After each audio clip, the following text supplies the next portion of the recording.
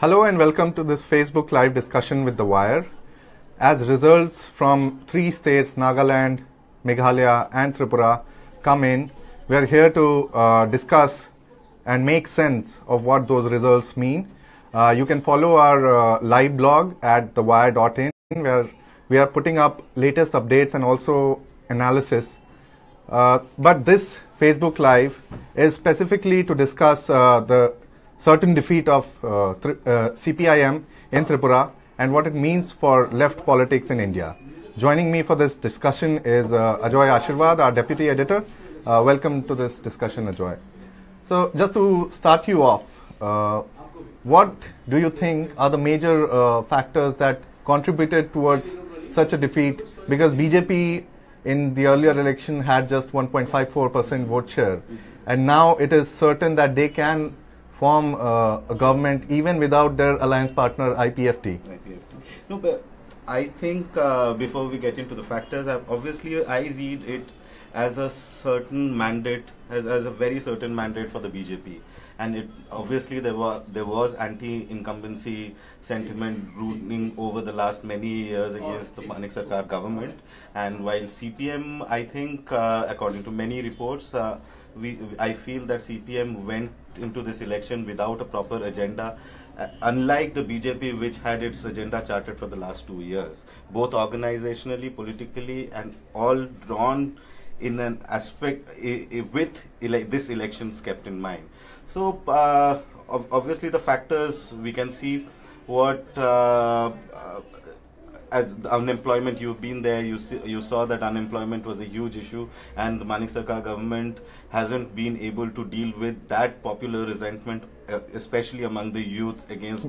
Yeah, so ironically, Tripura has the highest literacy rate, but also the highest. So with higher literacy rate also means higher aspirations, and the government was ineffective in kind of giving commensurate employment in the state. So we see a lot of educated young people with no jobs and high aspirations. High aspirations. Yeah. So the problem, apart from all the factors that contribute a win or a loss for one or other party in every election, I see it as as an incident where BJP has actually increased its footprint in Northeast. It has been doing that for the last 2 years and 2 or 3 years, and has been planning to kind of get that footprint, and with a very detailed kind of it has Ram Madhav there in charge, and it has appointed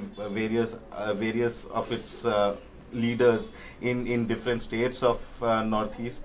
It has formed a Northeastern Democratic Alliance, where it can also co-opt various regional parties within the NDA and then take forward its message in the Northeast. Because 5 years ago, BJP was a completely no footprint. It was actually a non-entity in Northeast, and ever since Mr. Modi has been in power at the center, the party has taken very conscious decisions to enter that territory where regional parties dominated the scene, and in some states Congress dominated the scene. So for it to be seen as a national party, getting a footprint in Northeast was very important, and it did in the last 3-4 years. It did that very effectively. And while doing so, it is actually ironical how BJP has been facing a lot of brickbats over unemployment question. It has nationally it has been cornered, but it took forward the message of unemployment in Tripura and won a handsome victory against the CPM, which has been a welfare oriented government in the state.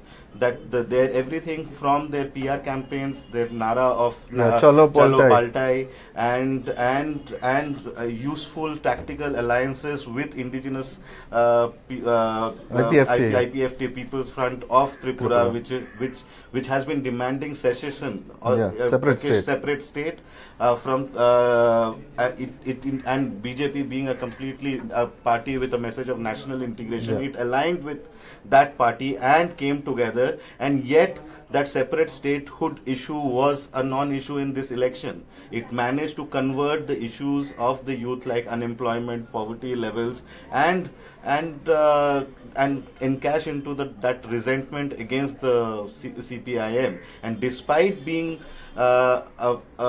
despite having a clean image, Manik Sarkar, he is also fighting a very close election this time. Yeah. And his own constituency, he is having a very tough time against a newcomer from BJP.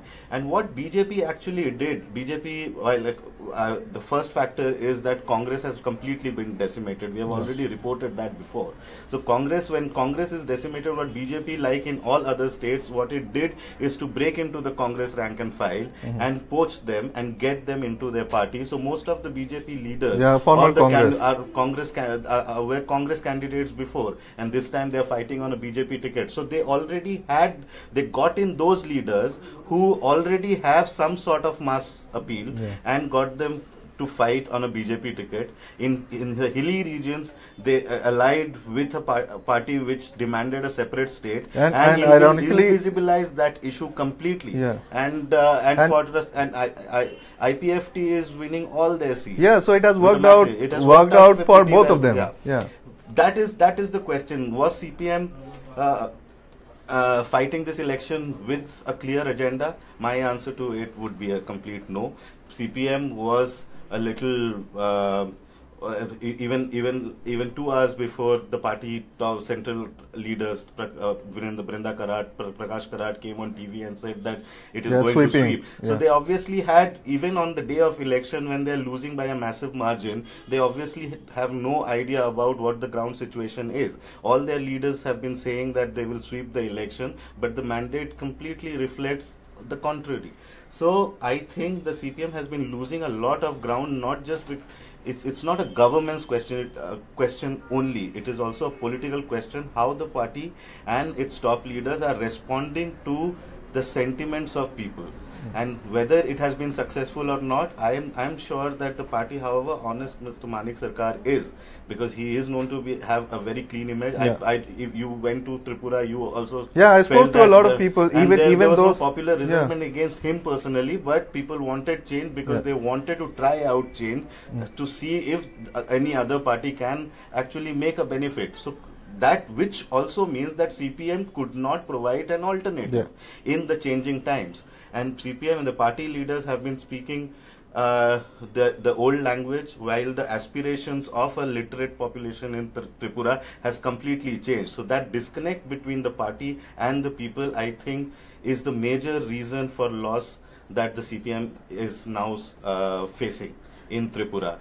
Right now, the situation for 58 seats are being counted. I think they are not even hitting 20, while the BJP, which had 1.54% vote share and around 2% in the 2014 elections, has left forward by kind of getting more than 40% votes. Yeah. So the other aspect which I also want to highlight is that BJP as an electoral force is highly organized when it compared to the CPM or any other left force in India. So the data itself shows, because if you look at the CPM is getting only less than 20 seats, yet the vote shares are around 45%. BJP, in the seats that it contested, it has around 41%, and IPFT is getting around that. So what BJP has been doing essentially is to ignore the seats where it thinks that it may not win, and it concentrates on winning a majority. In Gujarat also it did the same. There was a high level of anti-incumbency sentiment, we know, but BJP concentrated on winning only 120 seats and completely neglected the campaign in around 60 odd seats. So here also it did the same, and it worked out. It worked out well for them, and they are getting more than. So their strategy is to be more focused on where they think they are certain to win. Even if not, they are not certain. No one is certain in the election whether they win or not. But wherever they are in a relatively stronger position, or in a place where it can think that it can convert that support into a win in the election, they work harder there. while and so they are focused in winning the election. They have a clear-cut strategy. Their PR campaigns focus on specific issues rather than talking about broad-level development issues.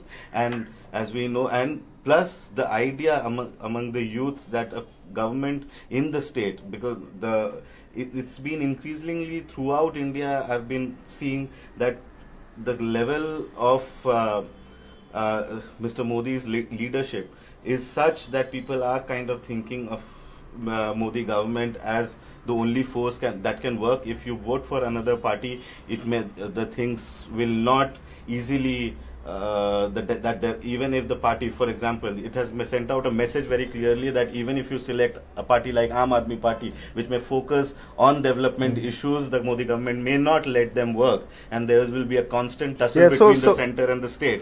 So as the youth kind of understands that if they need employment, it's better, and without any political alternative at present, it's better to kind of ally yourself with a party that is at center, and that everything is right now working for the BJP because even in Tripura, BJP and Narendra Modi have been sort of indicating that electing a party at the center and the same party in the state would work out well for them, and Manik Sarkar's constant statements that he wants to develop Tripura at a more increased pace, but the center is putting roadblocks. That might also have worked in favor of the BJP. Because if the CM appears on TV and in the media and says that I'm not able to work because the center is not letting me work, and at the same time if BJP comes in and says if you elect us, we'll make sure that you witness development like in all other states. So the whole increasingly the elections are becoming more optical in nature rather than a serious debate, a substantial debate on governance issues.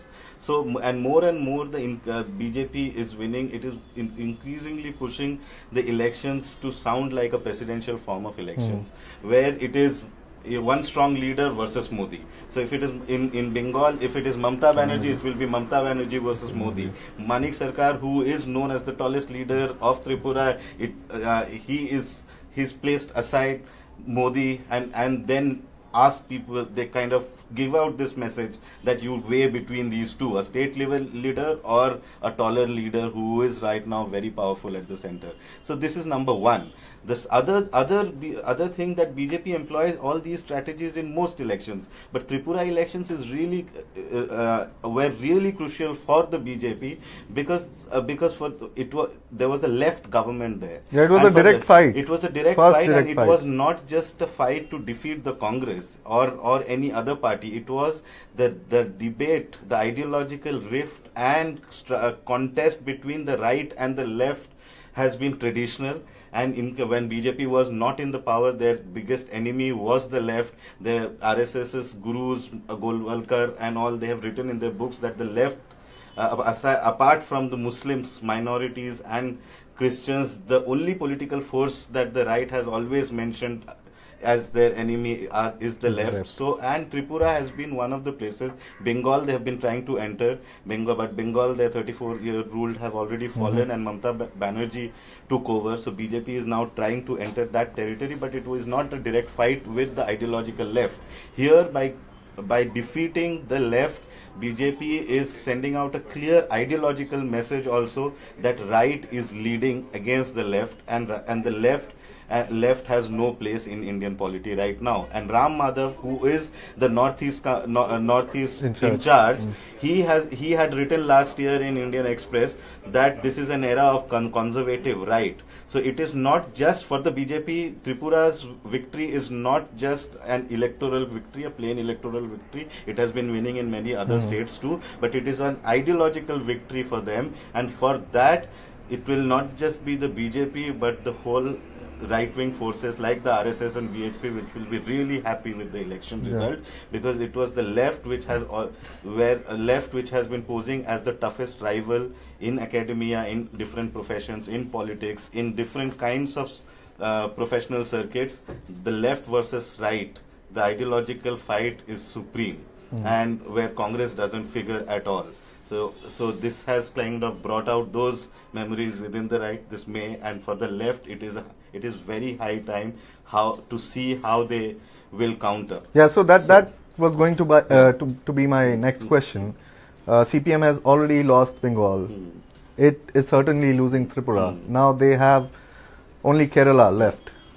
So for me, the question itself, for many, a lot of political observers believe that left has always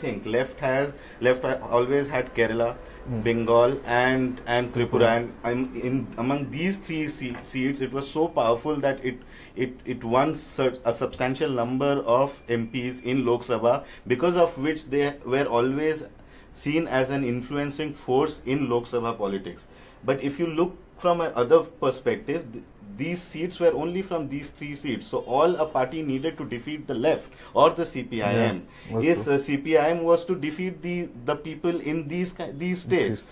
Left has done nothing to increase their footprint, not outside these states. So, and because of the kind of condescension that they had, because of the kind of hegemony that they had in these three states. Kerala, it was always a one-off affair. One time the Congress would win, and one time the CPM would win. But every time it won with a landslide. Bengal, there a 34-year rule was completely unbroken, so they were kind of very sort of complacent. And Tripura, despite being a two-state, it was seen as their turf. So, but back in 1978, the CPM had taken a decision in Salkia Plenum that their primary focus would be to increase its footprint in the Hindi heartland south. They have trade unions all over, but they haven't been able to kind of convert that following into electoral victories or as an electoral front. But from 1978 to 2018, they haven't been able to achieve anything on that front actually.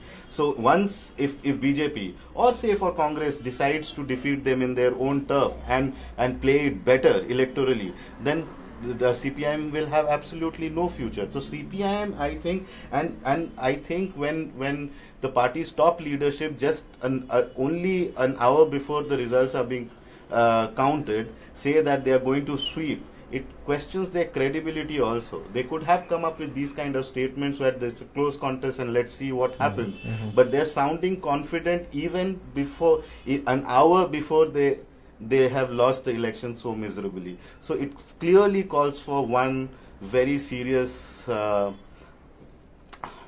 kind of thinking within. But unfortunately the CPM is right now involved in their own internal debates and about where to ally and where not to ally. So whether to ally with the Congress or not is a question that they have been grappling with since the last 2 years. So this also sends out a message that CPIM is not serious about increasing its own footprint independently.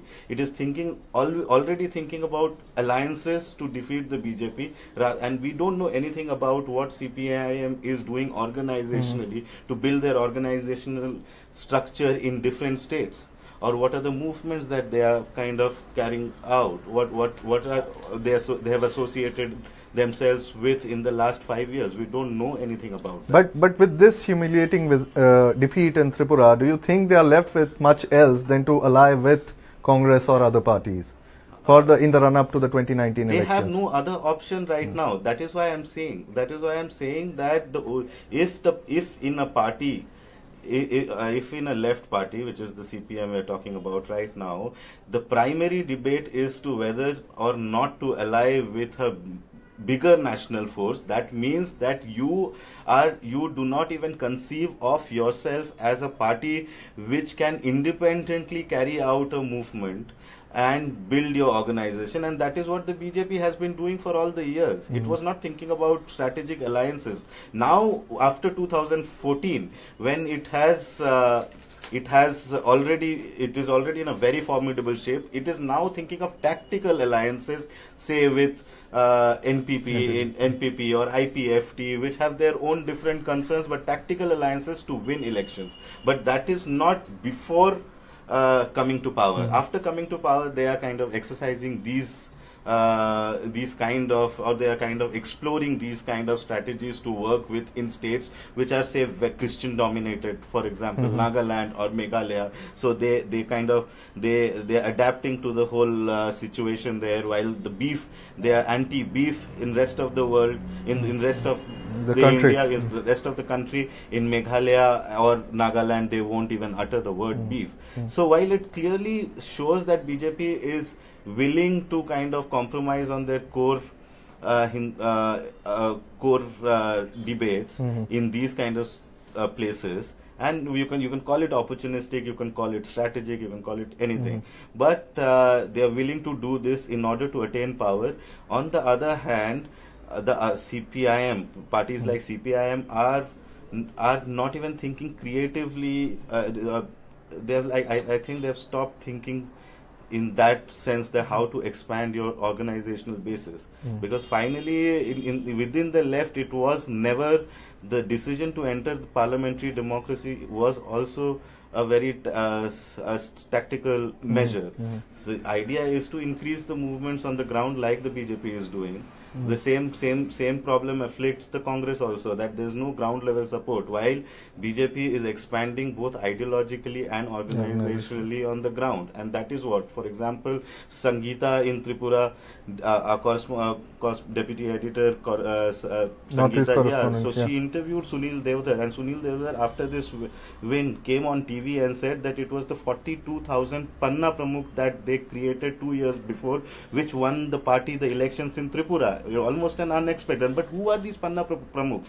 Panna Pramukhs are an RSS position. But RSS, while RSS always maintains that it has nothing to do with BJP, everyone knows the umbilical cord linkage between the two. And here a party member, the leader who was in charge in Tripura, Sunil Devdar, comes and tells on TV that it was 42,000 who worked for the BJP to win. So they are now kind of, after having won Tripura, a left bastion, so they are clearly kind of showcasing it as RSS having defeated the left and not just the BJP. So for them, it was an ideological fight, and they have won this battle. Yeah, so even when they were going to elections, they were very confident, and that confidence, I think, was based on this ground level work, ground level organizing and strategizing. They have been working for a couple of years in Tripura, and as you mentioned, Sangeeta's interview with Sunil Devdar, I'd request all of our viewers to... They engineered a lot of defections within the Congress, and Congress is nowhere in the picture right now. It was the main opposition for all these years, despite the CPM having won all the elections. It was still a force, and this time it has completely been decimated. So BJP is willing to do all these kind of things, which you can debate in terms of ethics, whether it is unethical or ethical, but it has been winning. It has been winning and sending out messages to the aspirational youth that it is a party that would remain in power. That is what the Congress in the 70s also did. Despite being such a corrupt force, it sent out this message that we will not go. Despite having imposed an emergency, it had that it came out of that confidence that we will not go anywhere, we'll come back, so please better vote for us. And that is what BJP is doing right now. They are not thinking in terms of ethics, they are not thinking in terms of these things. They are giving us a clear message that we will win all the elections, we will be in power, so better ally with us or go. And the opposition has to catch this. Opposition cannot keep criticizing these strategies. It has to come up with better alternatives to attract the youth. Yeah, so it also definitely looks really bad for the Congress, because being in the main opposition all these years, this time it is completely gone from Tripura. So it could also be seen as a failure of the Congress. It's still not ready to reinvent itself when the Lok Sabha elections are so nearby. But coming back to the... I'm saying Congress at the central level is very serious about reinventing itself. In the last 6 or 7 months, we have seen that really a concerted effort on the part of the central leadership to revive a debate and give out a political alternative. But the CPIM, which is the biggest party, has no alternative agenda. It has not been thinking creatively enough. I don't know whether, and as was clear today, that this party's top leadership is not even clear about what the ground level situation is. If a leader is anticipating a tough contest, at least, and no everyone expects to win, but even if you know that it's a tough contest, you don't come and give out a statement that the party will sweep. You would at best be a little conservative about your statement. But this was not the case. So whether the top level leadership is connected with his cadres, getting the right information, is a serious question for the party to delve at to discuss at least. So I don't know what will happen. There's party congress in Hyderabad in April. Hopefully the party cadres would raise these issues, and the top level leadership would raise these issues and ask for accountability somewhere, because there's no accountability in the party. That why a party. So these are like very structural issues that the CPIM right now is facing. CPIM always faced these kind of issues, but the fact that they had these 3 states which sent so many number of MPs in 2004. It was sort of a cushion for them. It was sort of a cushion, and they always had that bargaining power with the national forces to bargain, and that ways they were successful in getting Narega implemented, right to information, all these kind of welfare measures that UPA won. This was left had a huge role to play. This was also a major criticism in Tripura itself, because Manik Sarkar kept repeating that the Modi government was putting roadblocks in their plans of development for Tripura. So the people on ground were also asking that UPA was in power once, and you were a major influencer in that government, but why couldn't you bargain for the state? So that is what it depends on. That shows, that reflects the energy levels of both BJP's campaign and the CPIM's campaign. These questions, it's not as if a CPM was winning without a contest. Every party wins after a very toughly fought election.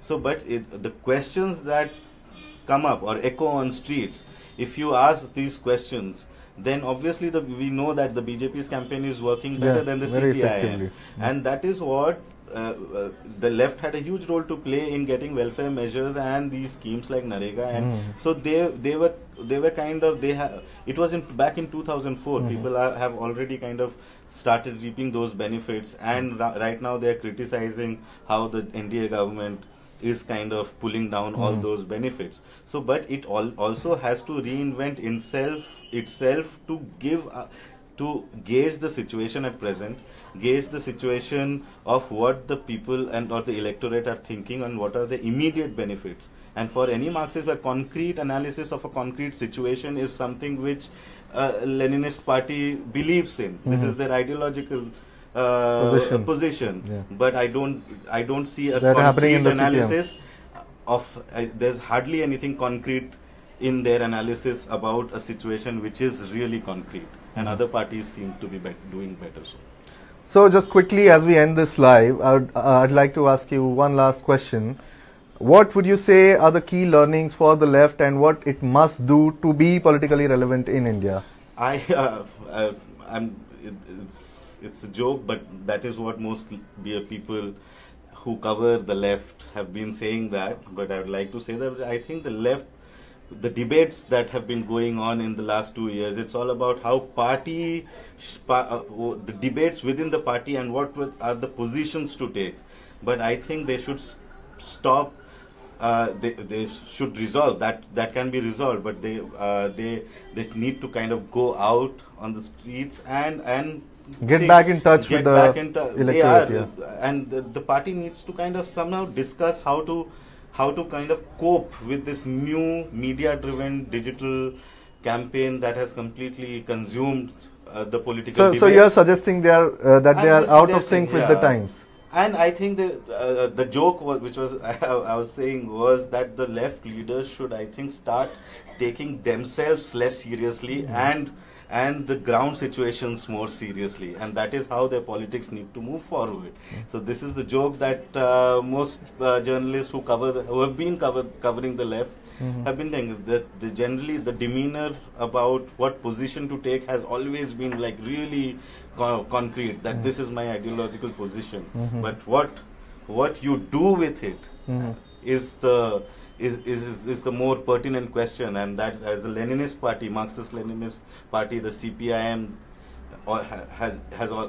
it needs to kind of grapple with that question. What is to be done? Yeah. So the people on ground are more concerned with their material reality than the ideological position that the party is taking. They are not concerned about what they are concerned about what CPM in the government or as a party has to offer to them for in terms of material benefits, not just in material benefits, in terms of ideological benefits, in terms of ethical benefits, in some they should have something to offer, which could be transformational at all. In terms of material benefits, only a government can do, but as a party also it has to offer to unite kind of its cadres and get new cadres. That is what BJP is offering. BJP is an alternative vision of sorts. It's a combination of Hindutva and development. It needs to counter those issues with an alternative agenda as a party also, not just in the government. And with Tripura going from their hands, they have only Kerala, and now they seriously need to reinvent itself as a party and offer a different vision.